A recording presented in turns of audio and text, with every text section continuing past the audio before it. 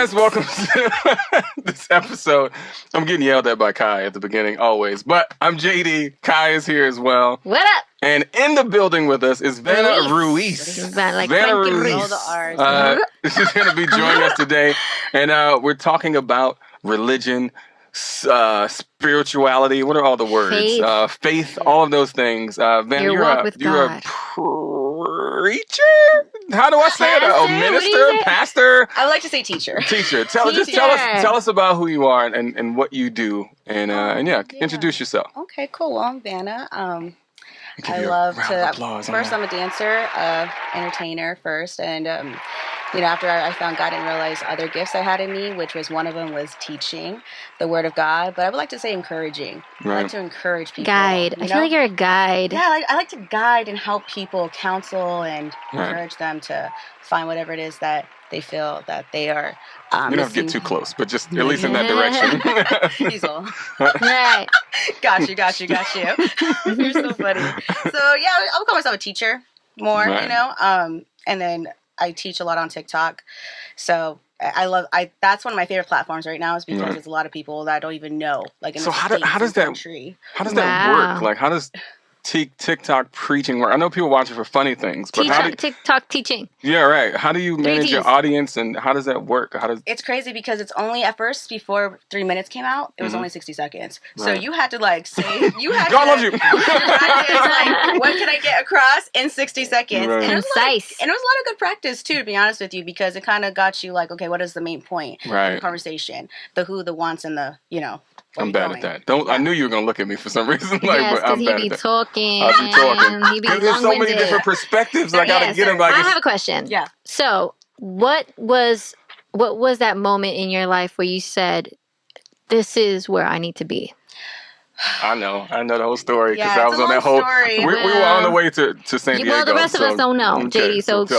It's a long story, but I will, say short testimony. Honestly, it's just when I was living a way that life was just so comfortable for me, and I was just used to the way things were taught to me, and I didn't know that there was a different purpose here, and I felt the old Vanna was very idolized things, very, all about me, like I want to be this famous person, and I feel like God finally had to not condemn me, but God had to open up my eyes, like there's more to just that.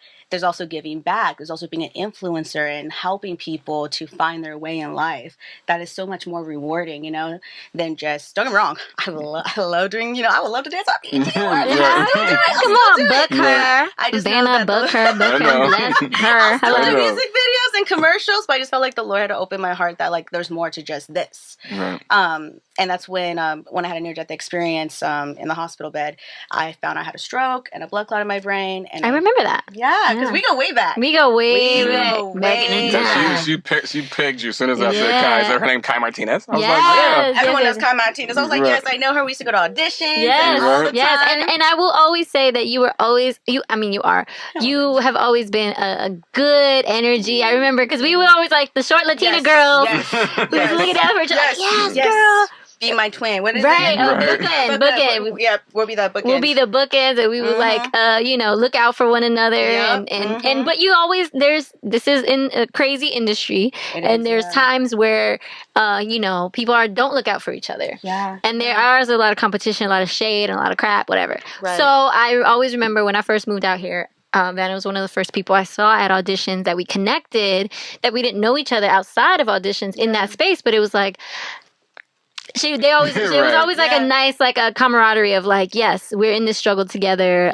We share a lot of the same struggles, whether it's our height or our look or, do we fit with all the other Latina girls? Not always. Yeah. So always great energy. Right. Yeah, hell yeah. And so you were saying before Kai jumped in about her life. I love it. No, I'm teasing her because she does that to me. I'm just because I relate to it. Sorry. Yeah.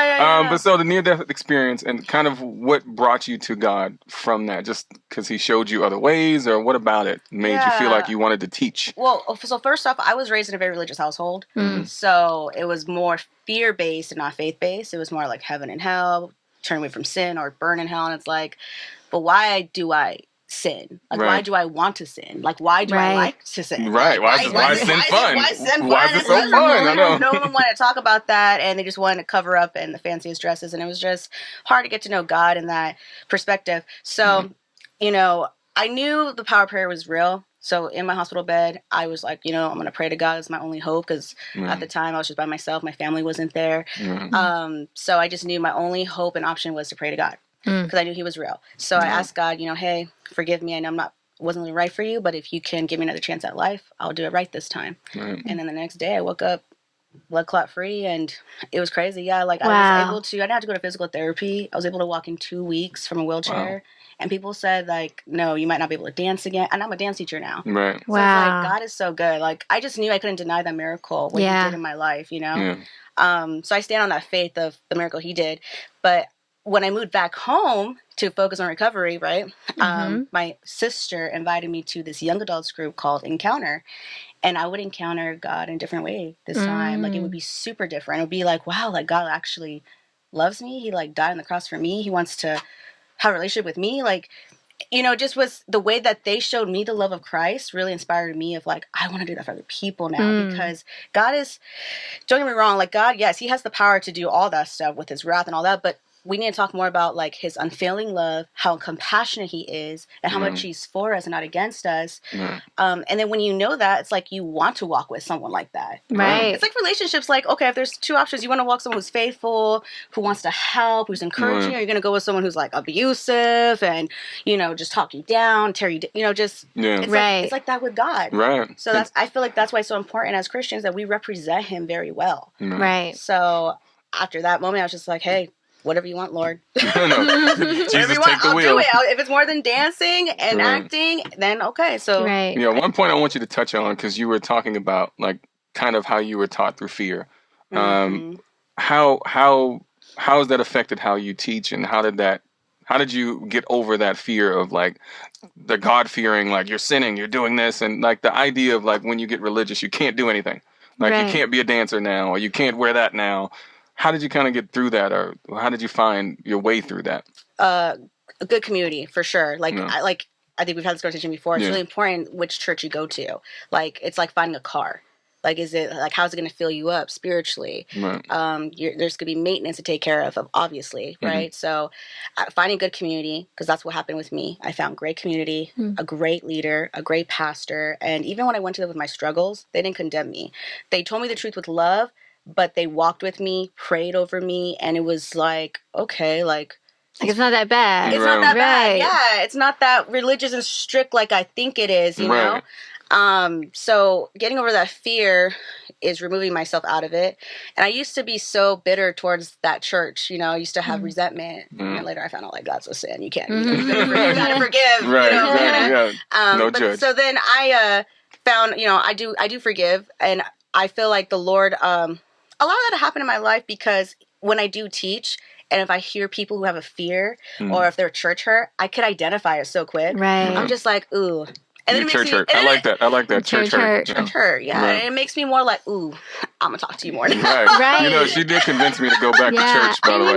So I'll say that to my mom. Vanna convinced me to go back to church. So, like her, because she used my example, which is like working out that muscle. And I grew up very spiritual, and there were things I used to do. I used to pray, and I used to feel a certain way that I can't get back to. And she kind of connected me with the fact that I'm not working that muscle as much anymore, my faith muscle. So it's thank very you important. for doing that, it's my very mom. important. I mean, I can say in my experience, I grew up Catholic, but in a very strict household, and then I moved away from that because I didn't necessarily agree with the way that the judgment it was being done. Just a lot of things about it. For me, I wanted to work more on my relationship with God as opposed to my religious relationship. Right. But I'll never forget, I had a friend, shout out to Quincy Kingston, my friend in college at St. John's University, which is a Catholic university. And when I was having my struggles with faith and like religion, I remember he said, you know,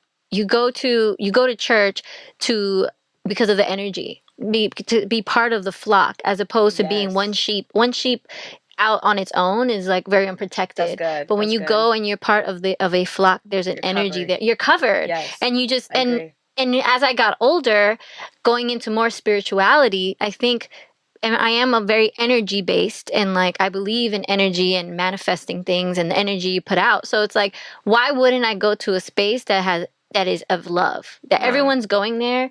The energy you're building, the frequency that everyone's on is a high frequency. It's of love. It's of learning. It's of community. Why not go to that? And for me, and go to spaces that I can do that are positive, and they're going to teach me to be, or reinforce, help me work out that faith muscle. Right. You know what I mean? Right. No, that's good. Shout out to Quincy. Shout out to Quincy. Yeah, sorry, I'm booking another hour. So I think that was the struggle for a lot of people. And the other thing that I find that even I struggle with, this is a lot of what we talked about on the way to San Diego, is just the whole like man on a cloud that's making things happen, or just making miracles happen, and how to be realistic but also have faith. The science versus faith, like how do you deal with that, and what are some things that you do to combat that? Like, do you ever feel like I'm too smart to feel like there's somebody planning my life? But is that against faith? You know what I mean? Is it wrong to question, I guess is how I would put it. Well, first I like to say God is not afraid of any of our questions. Like, I love that about God. Like, I go to him like, why is this a sin? Why is that a sin? He'll answer me hella quick, and I'll be like, okay. Right. All right, Lord, that makes sense. You know, Right. I respect you. You're good. You're good. But I think, and I would say this more from my personal experience, not from like any other like pastor or teachers or any Christians, biblical. But I think from my personal experience, I will say, I think you would have to pick which one. Like, I feel like it's kind of hard to have faith and then believe in science, just because faith isn't really realistic. Like the Bible, he did a lot of miracles based off faith. And if you would ask science, they would say, no, they should be dead. Right. So from what I've learned with my devotional and my relationship with God, that I feel like, dang, like, you have to pick one. It's one or the other. What do you believe in more? Where does your heart and spirit rely on more? Right. Like, it's cool to be realistic of stuff, but like at the end of the day, it's like faith is unrealistic. Faith is and going with that, faith is the evidence of things not seen, right? Exactly. I piggybacking off of what Vanna said, I think science is quantifying what faith gave, right? So faith is the thought. Before something can be manifest into reality, it has to be a thought.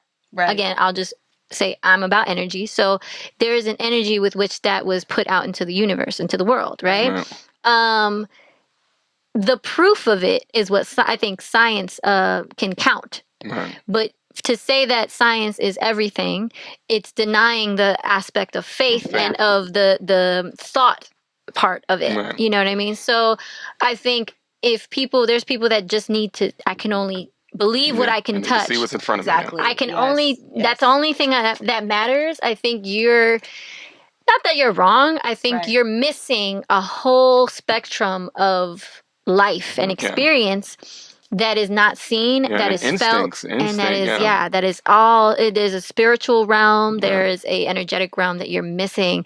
So I don't think you're wrong. I think it's unfortunate. When we were having this conversation, I used some of the stories in the Bible, and it's kind of like you have to think about it as like telephone, right? It's been told, and it's just like it's here now, right? Like Moses parted the water, and and it's like, and I was saying like the science of it was maybe a tsunami, right? The water kind of goes back and then it comes forward, right? And it looks like and God causes that. So, and then the other one is Daniel in the lion's den, right? Like the lions didn't attack, but if you know scientifically, most of the time if you show dominance or you show confidence, they won't attack.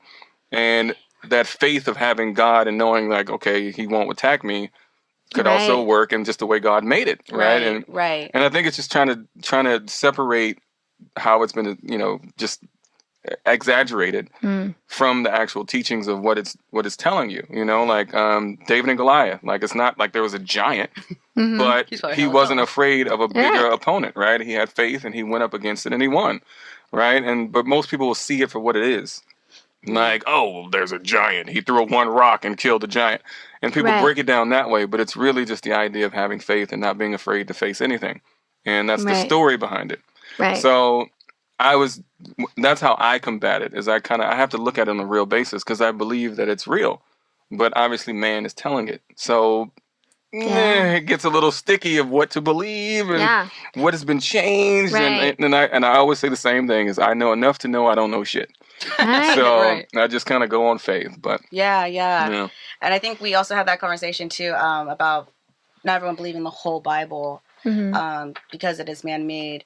But there is a scripture that says that God used man that were inspired by the Bible, and that's where our faith comes in. You know, the whole Bible is just based off faith of like, so God, if you said a serpent came and bothered Eve, man, like serpents ain't talking now, but you know what I'm saying? But so I see where people could get that, you know, that question in them. And I would just personally just tell that person, just pray about it, asking God, like, hey, so, because I truly believe the Lord does answer. Right. Yeah. And just by the way, we're asking Vanna questions, but like she obviously is not God. She doesn't know all the answers. She don't know. But you know, we're not present. But the reason we ask is because obviously your muscle, you're working out your muscle every day, your faith muscle, and sometimes it's curious to hear from people who are actually in practice. Yeah. So almost on those lines is what are ways to kind of identify false prophets or you know people who use God as a shield, but they aren't really living righteous. And what are some ways that you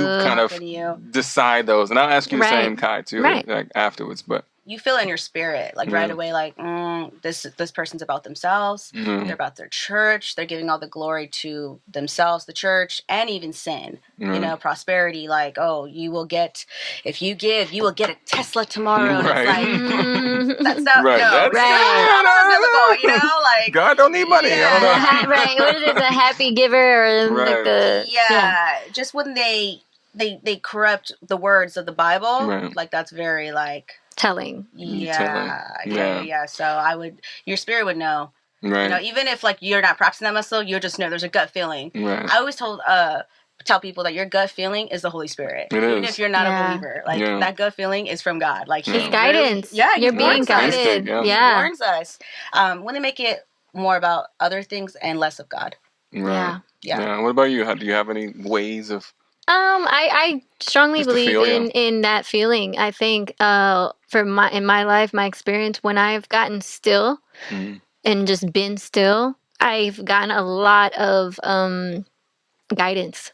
There's a voice. There's a literal voice that I hear that tells me to move. And you know, I feel my belief is that I believe we were all given gifts because we are vessels and we have a purpose in this life to share God's life, love, energy, and to continue to give that. And I think if we're quiet enough in our mind and we're still, we can receive the guidance that will tell us this is where you need to go. I've literally had my little testimony. I've had a situation where I was doing a music video shoot. And I was done with the shoot, and the voice, I swear to God, a voice in my head said, go home. It literally said, go home. Wow. And I didn't. And I was like, no. In my head, I was like, no, I'm good. I just want to hang out a little longer. I'm going to hang out a little longer. That little longer, when I went back into the studio, 5 minutes later, somebody came running in like, hey, whose car is this? They took a picture of my car, and my car had got broken into. Wow. You know what I'm saying? Yeah. I've had like, so many it's like, moments, you know, it was like there was no reason for me to get that feeling or that voice to say, go home. Right. And it was so strong. And I didn't listen. And I was like, wow. Right. And then there's other times where it'll say, go here. And I've listened. And I just happened to be in the right space where someone was there. And it was just, it was life-changing. It's the best. It's like, it's the best when you're in a moment, when you're in a space where you can act. It's moving with that alignment. I think moving. And then when you understand and you're really in touch with that for yourself, you can also sense when people are also in alignment with themselves or spiritually aligned. Right. Yes. And then you can connect. Right. You know? Yeah. Because that's a part of the show. Like our little slogan is a healing conversation to help you figure out you so you can understand the world better. Right. Because I think it's really that love. We were even talking about this too, is that God's love is love for self, right? Because God is within us. So once you love yourself and you have that confidence, you can be still enough. I like that one to actually hear and be guided. Right. Because if not, there's so many things clouding your brain. There's so many things telling you should do this, you should do this, you should be this, you should be that, you should be this. And if you can literally cancel all that out and just understand who you are and act on what you feel and kind of where you think you should go, like life is just much easier. You don't have as much fear, because that fear stops you when you get that moment. I should go, but I don't have this. I can't.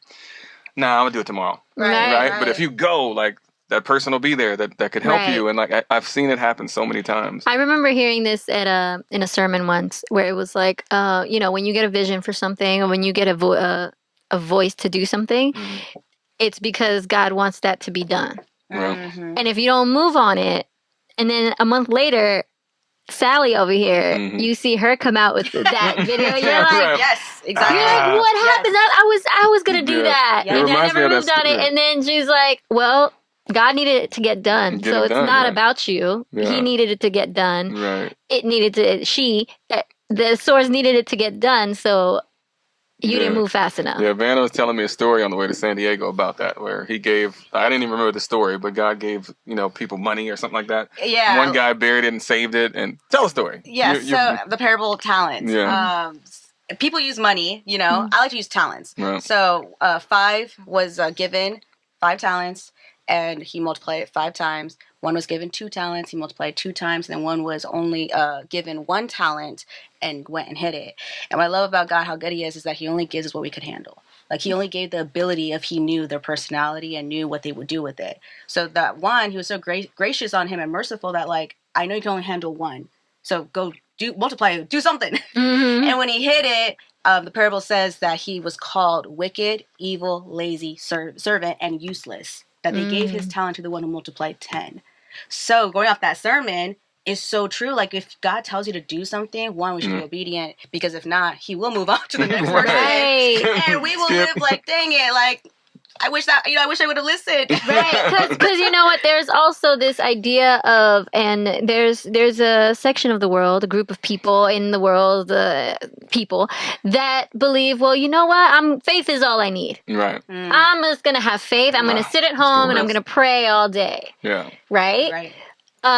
But no, that's not always the case. It's not about faith. You gotta be active. It's showing up, right? Right. Yeah. Yeah, and I think that's another place that I do want to go is where is the line of having faith and action involved, right? Because there's like, I'm gonna pray on it. Like, no, what are you gonna do? When do you pray on it? And then on top of that, mental health. Like, are you praying about things? Or are you seeking help? Like, are you looking for a way to fix it on your own? Are you just praying and like, just God, take this away from me? No.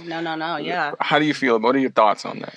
Well, to answer that, like, thoughts, not to answer. Oh. I don't want to put you in a hole here. But hey, if God told you, tell us. My experience and my thoughts is that, faith without actions is dead for sure. There are 3 types of Christians here in this world. There's one who hates this world, is against it, wants nothing to do with it, and is at home waiting for God to come back and save them. Just, save them. Then there's a second Christian that believes that this world is their home. They put their all into this, and they are forgetting there's a home called heaven. And then there's a third type of Christian. I believe in my heart that we're all supposed to be this third Christian, is that we see this earth as our assignment. So that means all the gifts that God has given us, we got to use it, and not just hide it, be selfish, and pray. And then going what you're saying about mental health and people praying for things to I believe there is work that needs to be done. Whatever has happened to us might not be our fault, but it is our responsibility to get healing. And that I'm so for counseling. Because I know there's some churches that are like just find God. Just let someone lay hands on you and you're healed. You don't need counseling. I'm like, no. Yeah, you know how many times I got prayed for as a kid? It's almost scary. Like, I remember going to my grandparents' house. They laid me on a table and everybody put hands on me. That's what they called it in the South. We're going to put hands on the boy. Just going to take the devil out of him. Because I was a kid. I would touch things. I would bite things. I would do and they thought I was possessed. Right. So they would put hands on this boy and rebuke the devil from... I'll be honest. I remember when I growing up Catholic, I remember going into the confession, and I would be like, and then I fought with my brother, and then and then I would get you say a couple Hail Marys and Our Fathers. Wow. And again, and I also want to give a disclaimer on this show. We talk about everything. Right. We talk about anything and everything, and these are just the thoughts and opinions of us. We in And our no way, experiences, shape, or form are for or against any religion. And honestly, do you? Right. So with Just that be being informed. said, just be informed. Or, do you? Yeah. Because you Back could to that. totally hate what I'm saying, Right. and that's fine. But so in my experience with the Catholic religion, it just didn't quite, I didn't feel... Your personality was for it, right? Yeah, or I just didn't feel like going to confession. I just Right. didn't feel what I Because you weren't did. faithful to it, or was it I don't just know. I you just just felt like you were doing it because you had to? I was doing because I had to, Yeah. and it didn't change me as a person. I think Exactly. Yeah, that's the big part. When I was going to a Christian church, like I've cried. It made like there's been places, and I've also had those feelings of being in yoga and meditating in yoga, and being in. So I in think they're these very spaces, similar. Meditation, prayer is very similar. those spaces where you just feel like the Holy Spirit, where you feel the energy, where you feel. And it's like, oh, it made me reflect, like, this is wrong, or I need to do this, I need to, Conviction, right? Mm-hmm. Yeah. No, I love that. Church is so important, where we find that teacher, that leader, because church isn't meant to be a burden. It's supposed to be fun. But that's what it feels like. Yeah. I mean, that's why a lot of people are afraid of it. Churches make it feel like it's a burden, it's boring, and no, like church supposed to be like, go get her, like go chase your purpose. Right. Because I saw a meme recently where it was a black guy. The thing was like, let's confuse white people, but basically like it was a bunch of gospel music playing and the guy waking up and getting out of bed. Basically Sunday morning.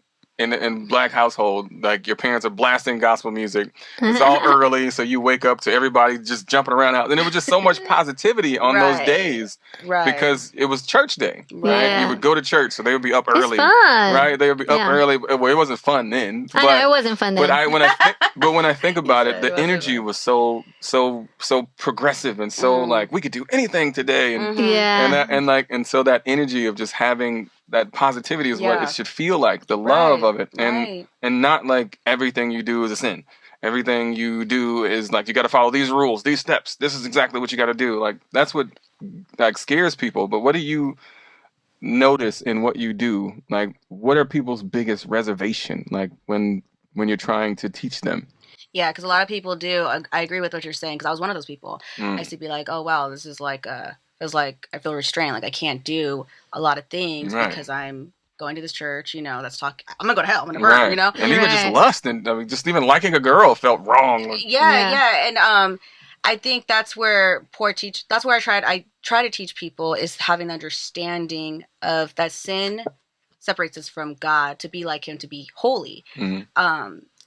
Sin is like when we change our perspective that when God's trying to encourage us to stay away from sin, it's not because He's like, oh, I don't want you to have fun.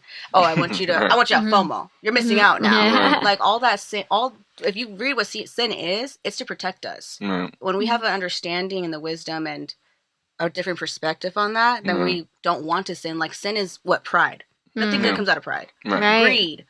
Having idols, having jealousy, all that stuff. Thou shalt not kill. And like immediate gratification. Yeah, so it's like lust. Right. Yeah. So you're celibate. So I want to talk about your celibacy and how that's working for you, and the amazing boyfriend that you have now that you met online who's okay with it. Yeah. Come on, this is all new to me. So right. So tell us that story. Tell us about your journey. I was on Hinge for one day. Right. I always tell this story. It was actually Hinge I was on, and I got off because I was like, people are gonna find me. Yeah. They're gonna like see me at the gas station and be like, oh, that's the girl from Hinge. Right. Why do I feel like you said that too for some reason? I think that was we were maybe talking about. Maybe it was another conversation. But anyway, take us through the decision to be when I became celibate and your journey in that. Yes, because I tried doing that too. It's not easy. It's not easy. Keep it real. It is not easy. It's a lot of temptation out there. It's a lot of temptation. Look, I'm gonna cut you out. I'm gonna blur your face on this one. You're gonna have a blurry face on this part. Yes, celibacy. Good. Once she gets water. If you know the show. Tune in. Join the conversation.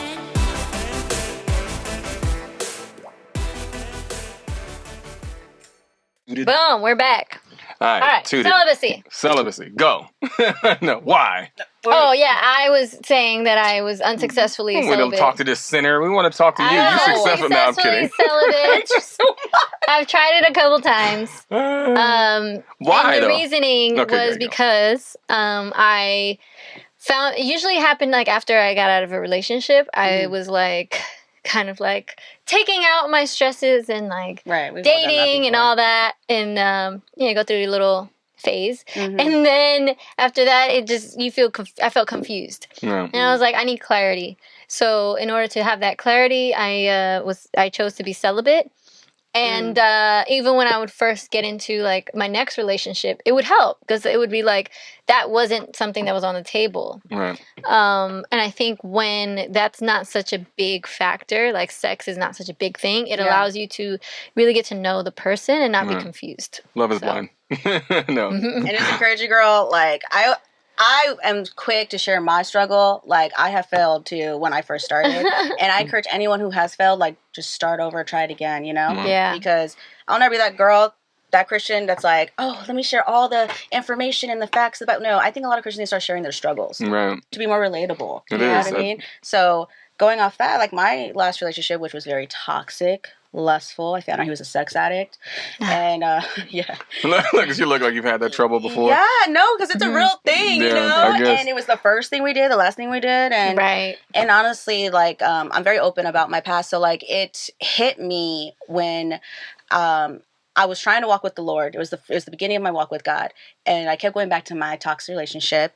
And I found out I was pregnant, and I ended up getting an abortion, and I'll never forget how rough that was for me, you know, when I went through that season. But God was so gracious during that time. Like, he didn't condemn me. He was very, like, forgiving, and he used my pastor to, you know, help me get into counseling. And it was just, and then I got to the root of why I kept taking that man back in my life, and it had to do with the way I grew up, how I seen my parents' marriage, how I seen how love was taught to me, the things that happened to me when I was little, and it just made me felt like, oh dang, like this is why I kept going back, because I thought like I could change him, but two, I thought that was the only man that God had for me. Right. And I'm like, that is the biggest lie, like from the enemy, is like, this is all God has for me. It's like this sex addict who cheats on you. With, you don't know. Like, so I remember on my way back home, after leaving his house, I just cried out and I prayed to God. And I first asked him, like, hey, why do I keep doing this? Why do I keep doing this to myself, putting myself in this position? God, I want to find a good man, you know? And I felt like the Lord tugged in my heart, give me your dating life. And I was like, okay. So I went on a dating fast. I did not date. Like, you know, I just went on a fast and was like, okay, cool. And then I asked God a question during that time. Like, 'cause I was like, God, why is it a sin to wait till marriage? Like, why is it a sin to have sex before marriage? Why? Right. Like, I'm not hurting nobody, God. Like, only me and one person, Lord. Just a little tingle. You know, I don't know. Whatever. It's no biggie, you know. And I asked God that. I said, hey, like, if you could answer that question, Lord, then I will do my ability to be celibate, you know? Yeah. And I'll never forget, God answered me so quick, and he said, the reason why is because I don't want you to miss out what true love is. And true love is, if you look at what love is, it doesn't say great sex. Right. Right. It says, like, you know, love is what? Patient, kind, all that stuff. And it even says, don't give up, have perseverance. And it's like, oh, dang, it's going to be bad times. Like, you know, we got to love the person, not just the best times, but in their worst times. Right. So when he revealed that to me, I decided, all right, God, I'm going to do my best, and I'm going to practice celibacy. And like I said in the beginning, I failed too. And I just remember God was so forgiving. It was his grace, and it was his, you know, just his grace was just so kind. They say in a song, I forgot which song it was, but it's his kindness that leads us to repentance. So he was super kind to me of like, it's okay, get back up. Right. You know, he wasn't condemning, like, how dare you, child? Like, to hell. Right. You know, like, question, how do you differentiate those voices, right? So when you say God was kind to you, like, what is the feeling where you feel like he's being kind, or are you know what I mean? How do you know he's being kind to you? Yeah, how do you know he's being kind to you? Or how do you know if he's condemning you? Like, what does that feel like to you? Oh, they're different feelings. Like, condemnation is like shame. It's like you feel nothing but shame. You feel like, oh my gosh, this is just how I am. I'm never going to change. Like, I'm no good. Right. You feel all those negative feelings, and that's not who my God is. Like, God is not like that. God is not, he's a father. Right. And you're a dad. Right. So, like, if you know like, if your child messes up, are you, like, going to spank them till they change? Are you going to be like, hey, look, that wasn't right, son or daughter? Like, but hey, I know you could do better. I know there's more in you. Yeah, but is that perspective or is that God?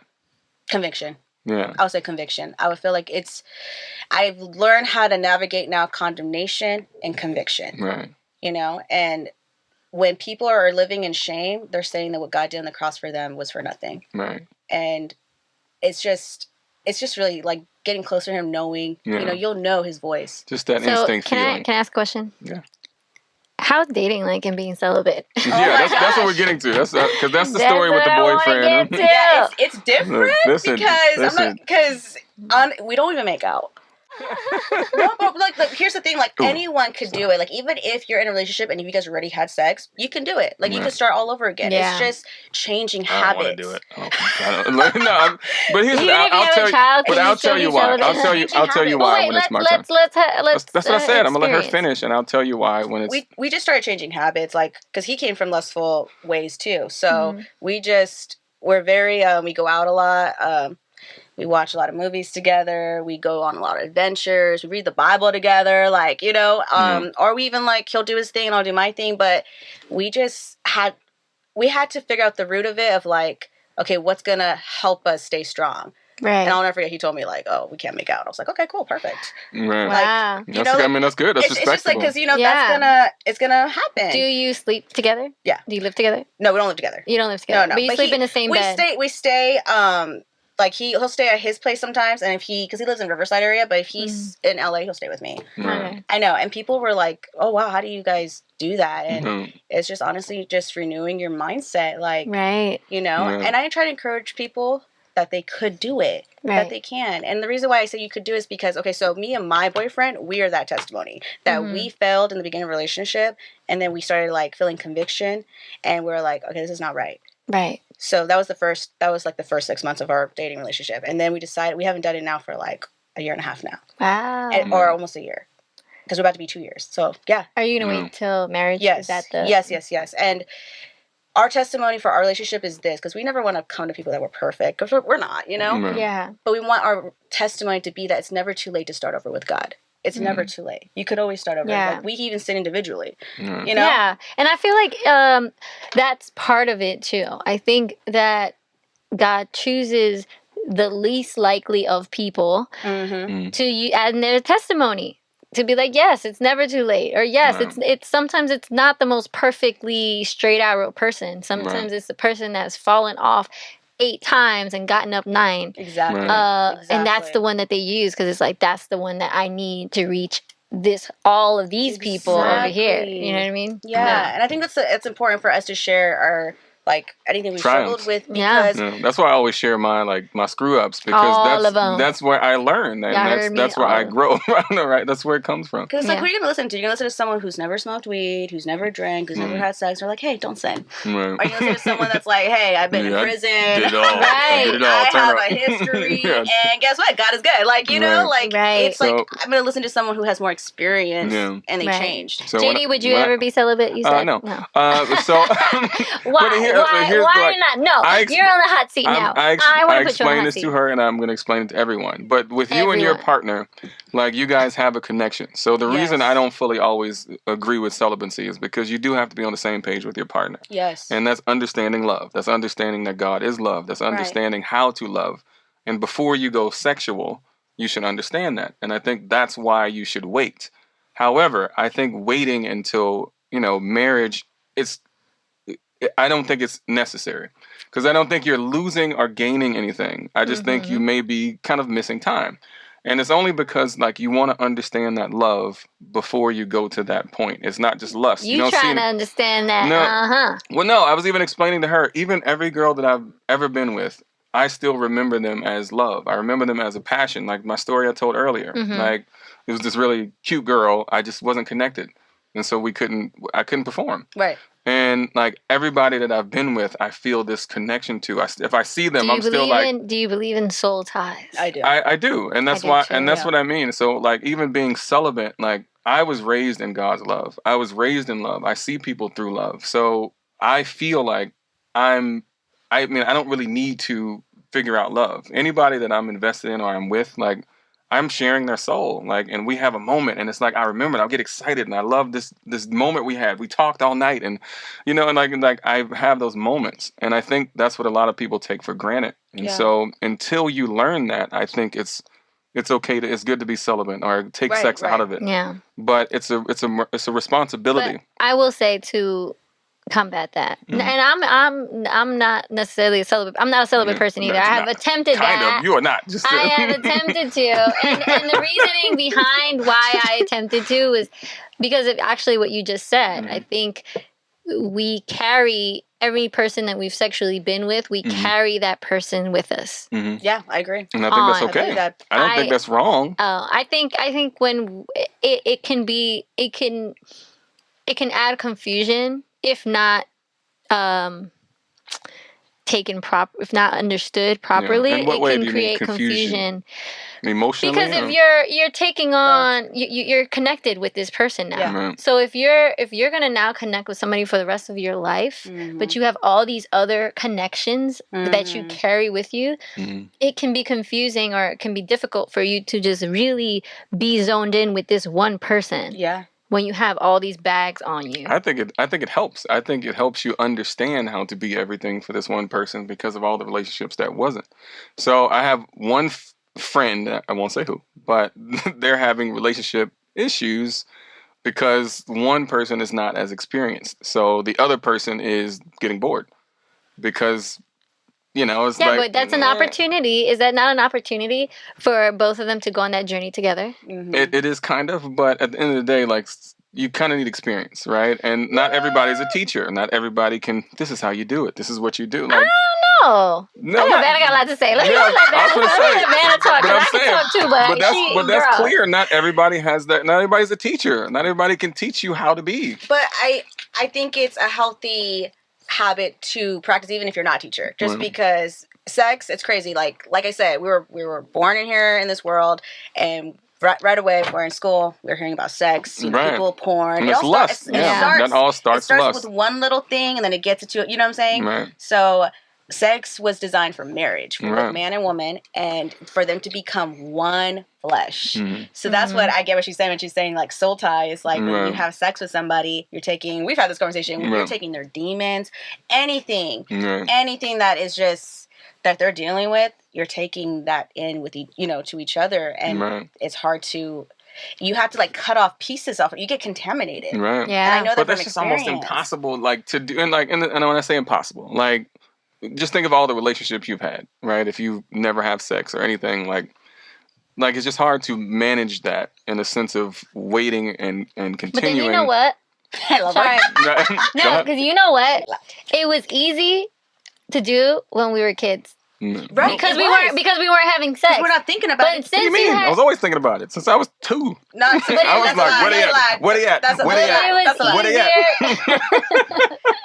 But it was easier to abstain from sex when you were young because you knew that it was something, because you hadn't. Come on, Kai, preach. You hadn't done it yet. But it's easy. No, and you know what? And I noticed that as I got older, and I talk about this with my other women friends that are older. It's like, yo, why is it harder to be celibate and to wait to have sex with somebody as I've gotten older than when I was younger? When I was younger, it would be months. We would be dating. He would have to meet my parents. It was just the times. No, but now that I'm older, and the expectation is to have sex or sooner, and it just kind of literally was the times. I remember seeing it progress. I would risk to say that because we've done it, its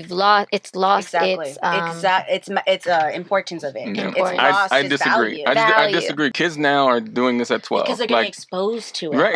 That's what I'm saying, and that's all I'm saying is time is different, and that's why it's different. And then because now it's more value. It loses its value if you don't know what you're doing it for. So I don't really know what touched me at a young age, but I was never into sex for the reason of sex. Right, I was never like oh, let's just try to hook up with any girl I can. Right, it really just had to be a moment, and if that moment led to something else, then it was great.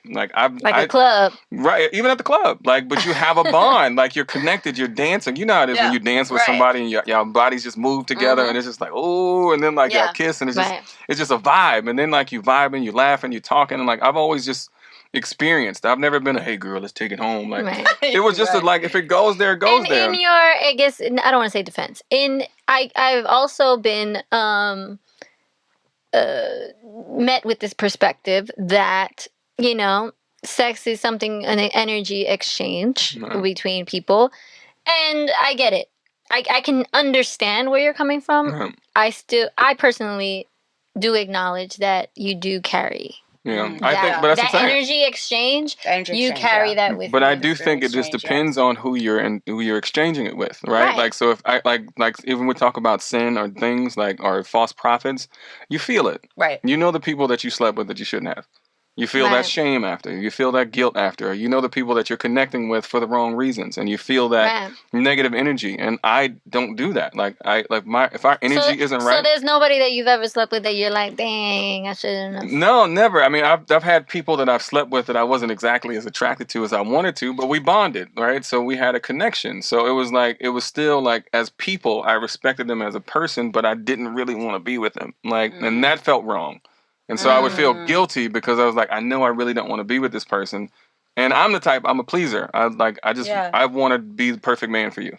And it feels wrong to do that to somebody that I'm not going to be with. And so I would feel guilt for that.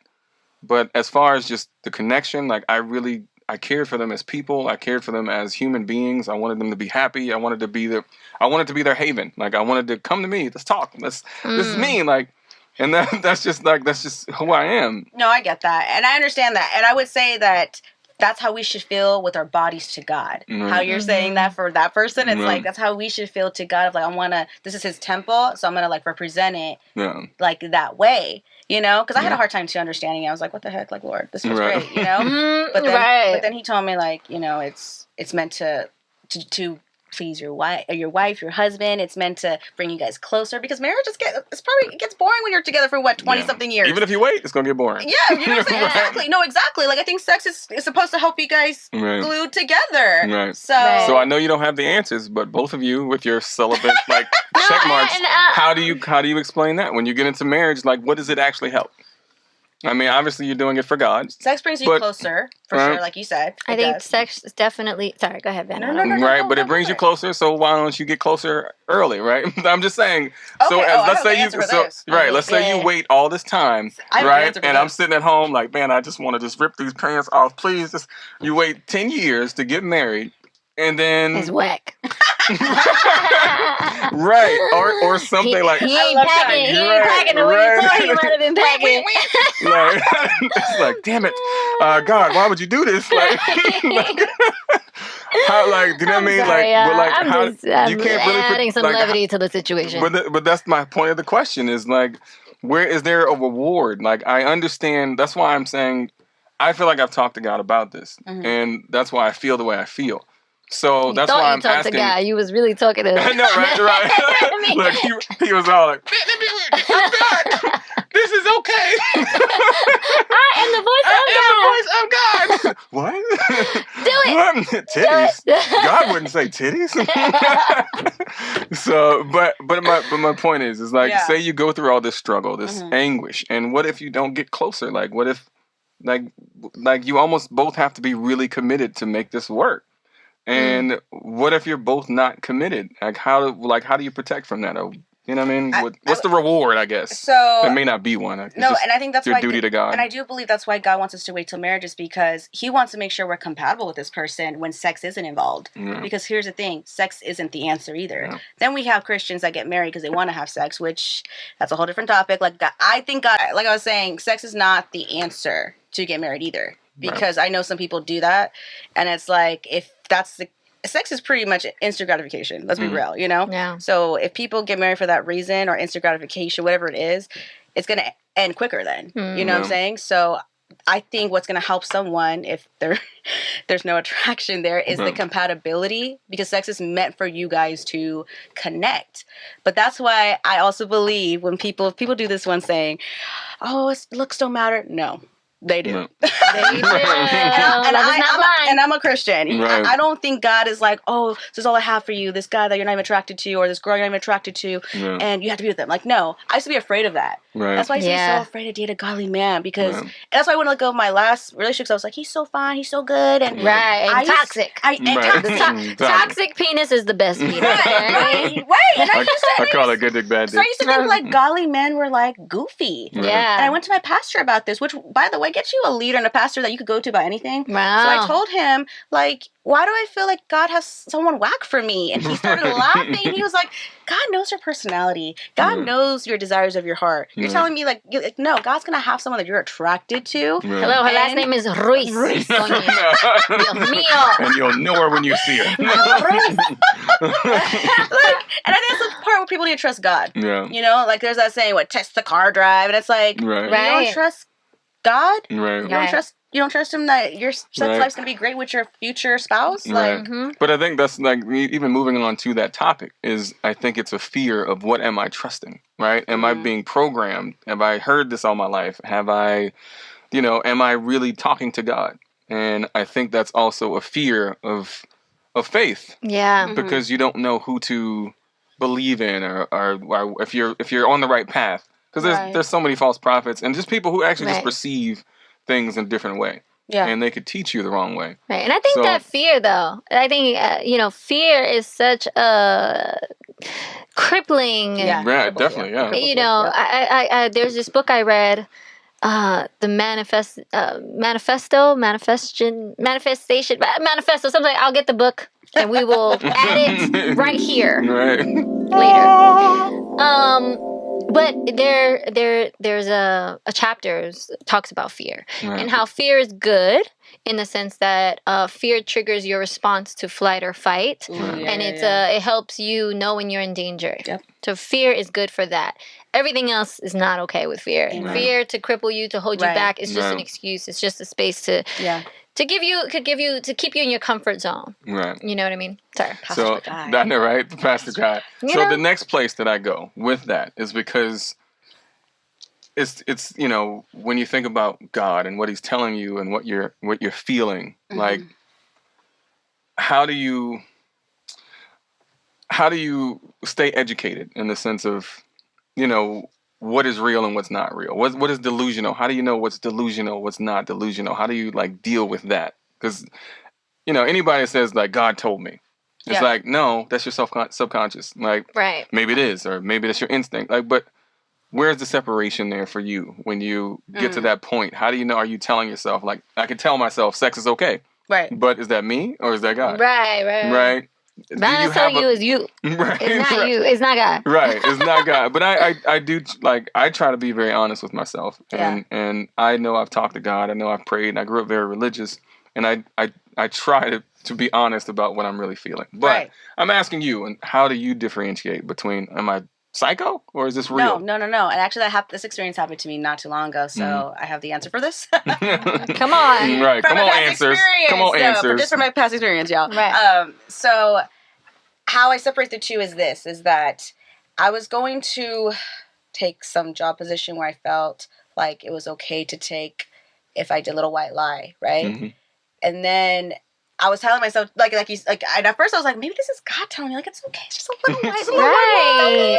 You're not really lying on shit if you say it this way. You gotta put in the work. Yeah, you know what I'm saying? But then, fake it till you make it. I had so much anxiety, you guys, when I was about to go through with this, and then I just felt something just stop me and said, all right, if you feel any anxiety, anxious thoughts, it is not from God. Right. It has to be peace. Right. Any decision you make, even love, even if the decision doesn't make no sense, as long as you have peace doing it, I think that's how I know, like, to have peace with this. Right. And I didn't. So right. I agree with that. That happened to me actually recently. Same thing. It was something that happened, and I just felt like I gotta act. What can I do? What can I do? And I remember when a friend of mine was like, have you prayed about it? Right. And I was like, no, because I've been so, like... gotta figure it out. I gotta figure it out. Action. Action. Because, again, we gotta work. Peace. Silence. And literally, Finish that, please. I'm about to pinch you like him.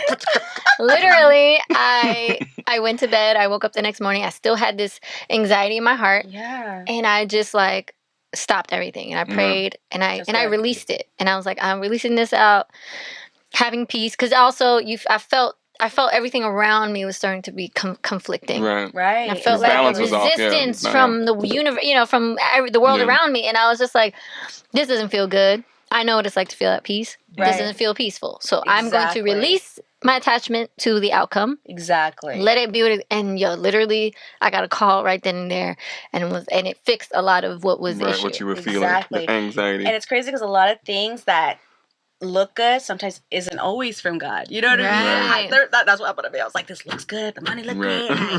This is God. This sounds like God. Yeah. You know? And then I got hacked because I thought someone was trying to donate to me. You know? I got hacked. Look at God. Look at God. You know? So that's so true. You got to pray about it. Like, wait, this looks good. This sounds good, but is it you? Yeah. So I've definitely had those moments, like when you're buying cars or you're doing something online, and it's like, oh, I want to trust it, but I know it's too good. I know it's too good. Exactly. I have a question. Yes. So let's kind of make these the big ones because we got to wrap up. Yeah, well, this was actually going to be my biggest question. Okay. As far as advice for you, I know right now you said you're doing a lot of work on TikTok and using social media. There's a lot of young people on social media.